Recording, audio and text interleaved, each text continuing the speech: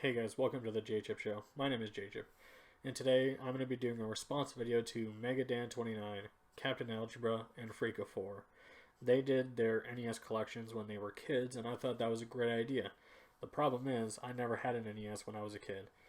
Sorry, I was born in the late 90s, so I didn't have an NES. But what I did grow up with, the PS2. So I'm going to be showing you all the games I had for PS2 when I was growing up. I don't remember every single game. There could be some that are missing, but these are just ones that I remember the most having when I was just a little kid from 4th grade when I first had this console, all the way up until around maybe middle school. Well, let's see what I got. So I remember it like it was yesterday, just playing the PlayStation 2 for the very first time. My brother's friend came over with his friend, and they brought over the PlayStation 2, and they had two games. One of them was Grand Theft Auto 3. I was blown away by just going anywhere and driving, and I wasn't the best at this game. I didn't know that you couldn't swim, so I died immediately when I fell off the ledge and into the water. But man, this was like a magical experience. And I still like this game today. I still pop it in every once in a while, and it's still very fun. Granted, I do like the other GTA games more, but this is still really good, and I do have a lot of memories playing this game. The second game I ever played for the PlayStation 2 was Crash Bandicoot Wrath of Cortex. I don't have that game, but it's pretty solid. So with the smashing success of GTA 3 and just being blown away, I remember seeing commercials for this game, Grand Theft Auto San Andreas, and my brother got it. Now, I had my own copy when I got the PS2 for Christmas of one year, and this is one of the games I got. So this was really awesome. I just remember loving going around, exploring, doing whatever I wanted in this game. And this game actually does have a pretty good storyline. It's one of the few GTA games that I actually went to complete because the story was so engaging. I really love the characters. And this is my personal favorite Grand Theft Auto game of all time. I love it to death. I got it on the Xbox, and that version is just as good as the PS2 version. And I remember playing this back then with my friends, and oh, we had a good time. Next up, we have Madden 2005. Now, the reason why I got this back then was because I wanted to be cool, you know? Everybody was playing the recent Madden, and I just wanted to be, I wanted to be a part of the cool kids, so I got my own Madden. And to this day, this is still my favorite Madden game. I'm pretty sure the new ones are better, but whenever I'm in the mood for Madden, this is the only one I play, and it's the only one I like. Though Madden 08 is pretty decent too. Now, another game that I had is Twisted Metal Black. Twisted Metal Black, to me, back then, was just a ton of fun playing with my stepdad. It was just so much fun. Car combat. This is by far my favorite Twisted Metal game. Twisted Metal 2 for the PS1's good. The PS3 game's alright. The first game's a classic. But to me, this is the definitive Twisted Metal game. This is the best Twisted Metal game by far. And I had it as a kid, and I love it. It's very, very dark. Like, this is a very dark game. And maybe it's because it has black in the name, but man, this game's brutal. So first up, WWE Smackdown, Shut Your Mouth. This game is awesome. It's got a great storyline and a great roster too. But the thing that I remember the most about this was playing as Brock Lesnar.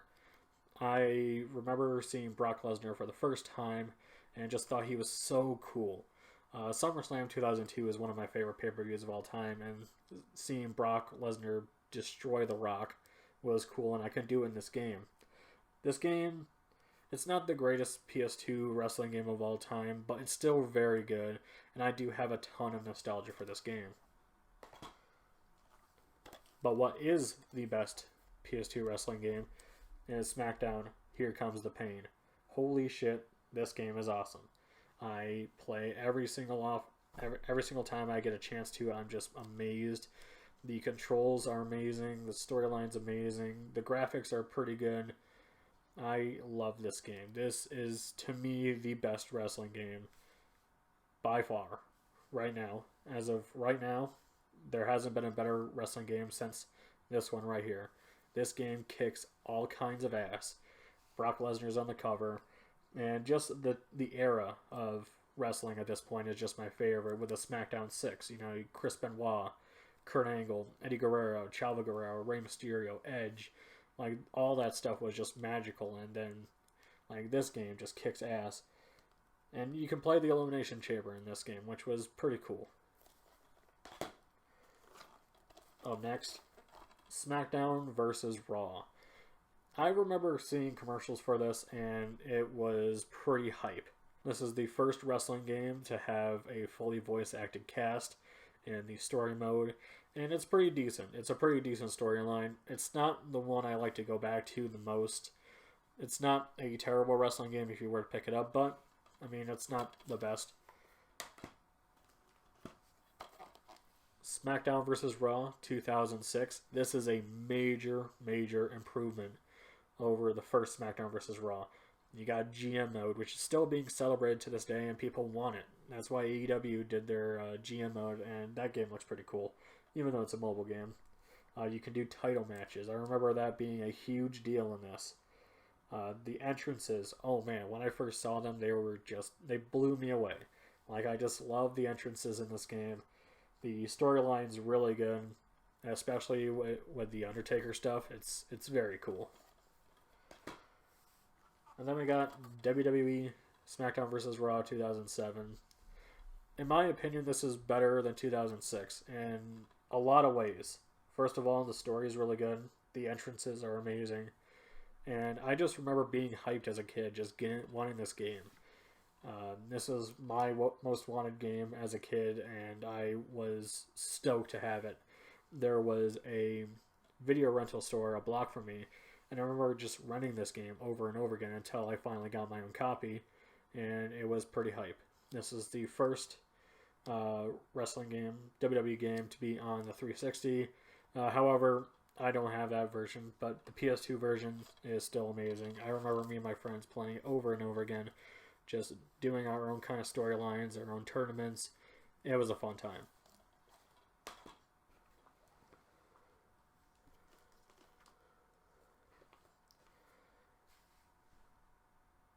Now, if you know me, you know I love me some Resident Evil. So, I had every single Resident Evil game on the PS2. Resident Evil 4, this is the first time I ever played Resident Evil 4 ever, back when I was a kid. I remember seeing commercials for it, and it was only for GameCube.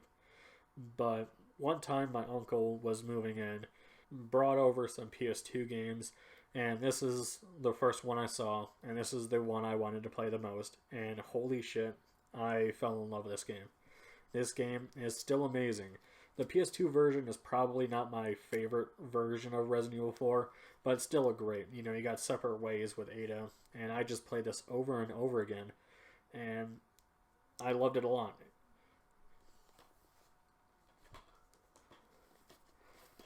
I'm going to show these two at the same time because honestly there really isn't that much difference.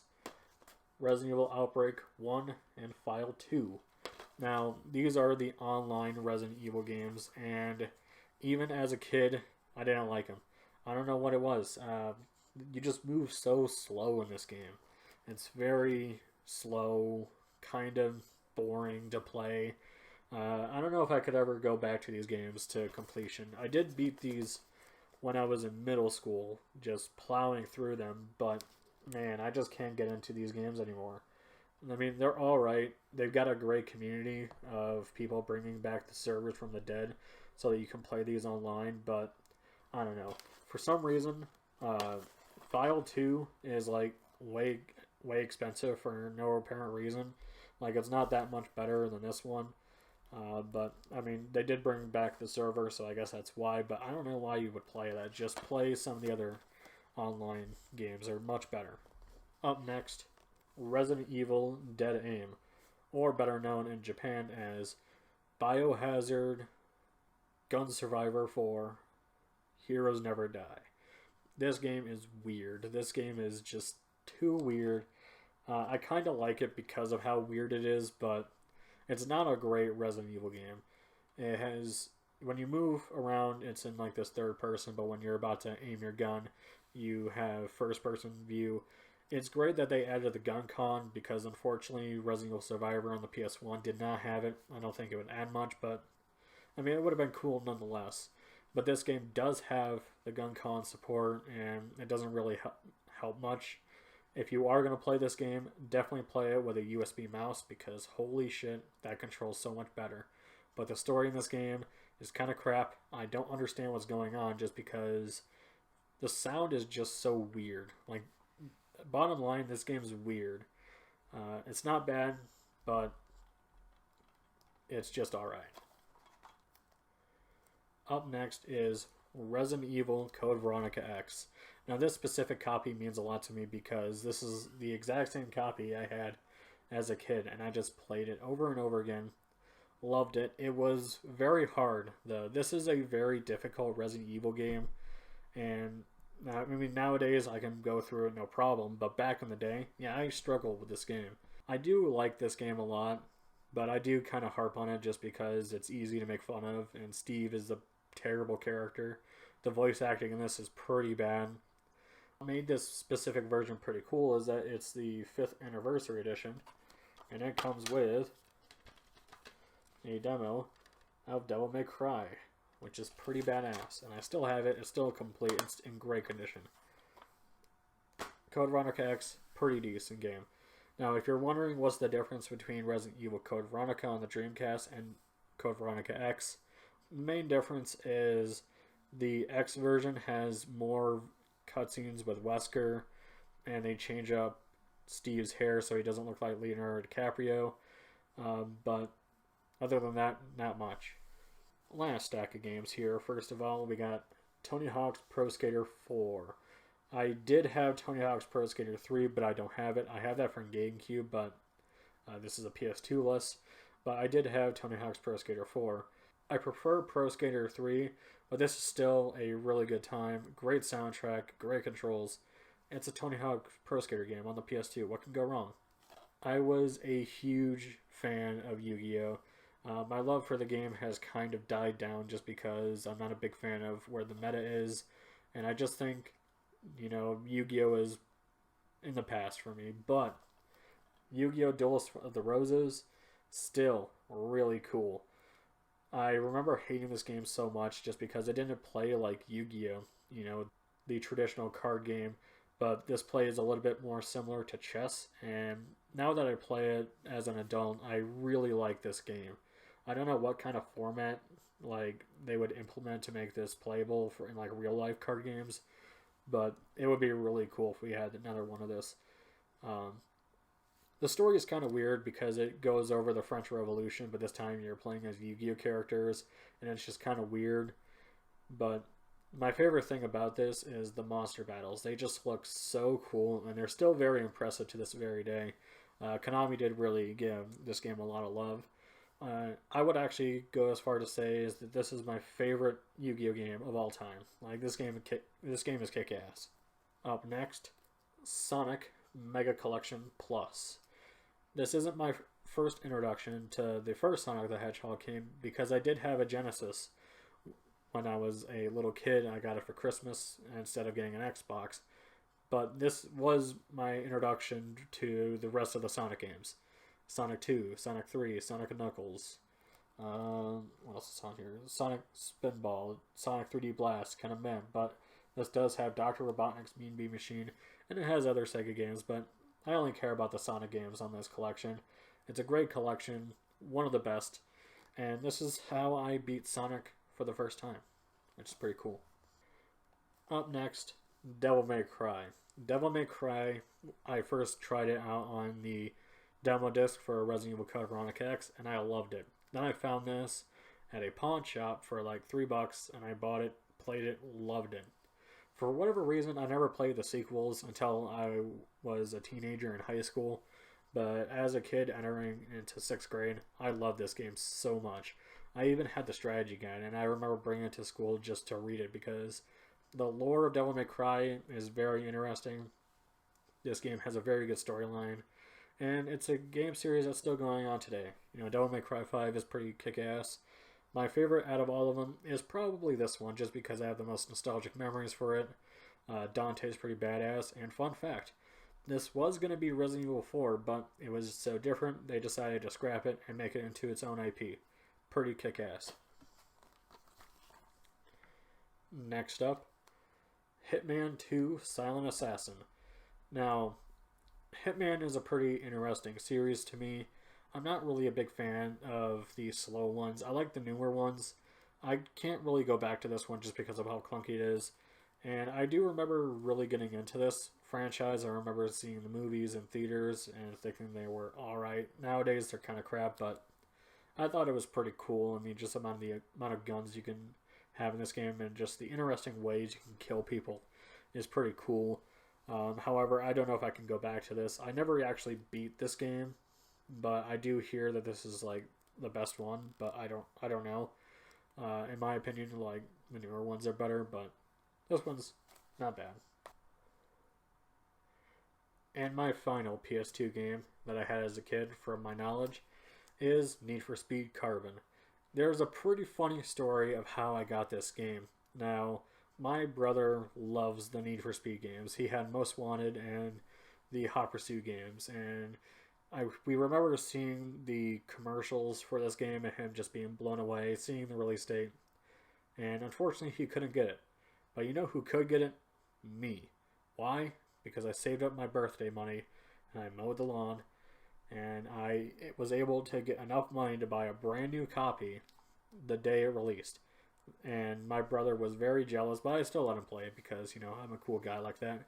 And this game is pretty awesome. I like some of the other Need for Speed games.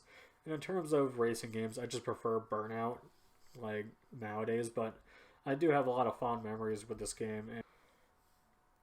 And there you have it. That's my PS2 collection from when I was a kid. Now, I wasn't as hardcore of a gamer as I am now. I just picked the games that I really want. Some of these were just gifts that were given to me, so it's pretty cool. And now, looking back, you know, those were some fun times I had back then. Now I have over 100 PS2 games, and the PS2 is probably my favorite console. I debate between either PS1 or PS2, but PS2, love it a lot. And I still love it to this day, and I like collecting for it, so yeah. Anyways, guys, let me know down below what you thought of this video. If you have a collection of when you were a kid, post a video link down in the comments below, because I'd love to watch that. And again, watch MegaDan29's, Captain Algebra's, and Freakof4's NES collections from when they were kids. They're great videos, and they inspired me to make this video, so go check that out. And that's going to be it for me, guys. I hope you enjoyed this video. Give it a thumbs up if you like this. Hit that subscribe button if you want to see more. And leave down a comment if you want to say something. And have a nice day.